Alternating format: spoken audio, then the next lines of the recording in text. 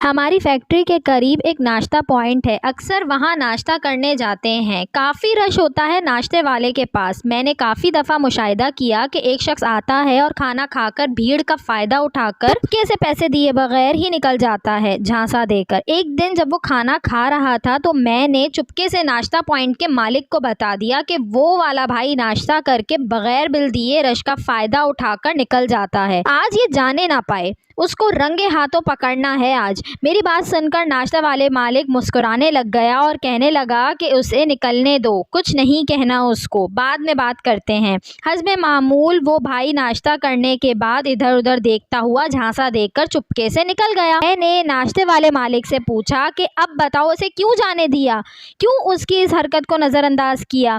जो जवाब उस नाश्ते वाले मालिक ने दिया वो जवाब मेरे 14 तबक रोशन कर गया।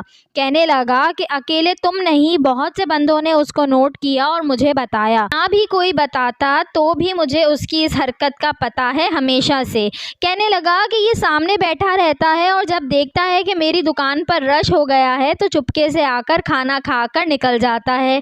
मैं हमेशा इसको नज़रअंदाज कर देता हूँ और कभी नहीं रोका, ना पकड़ा, ना कभी बेइज्जत करने की कोशिश की, क्योंकि मुझे लगता है कि मेरी दुकान पर रश ही इस बंदे की दुआ से लगता है। ये सामने बैठकर दुआ करता होगा कि या अल्लाह इस होटल पर रश लगा दे ताकि मैं अपनी कार्रवाई डाल सकूं। और सच में रश हो जाता है हमेशा जब ये आता है।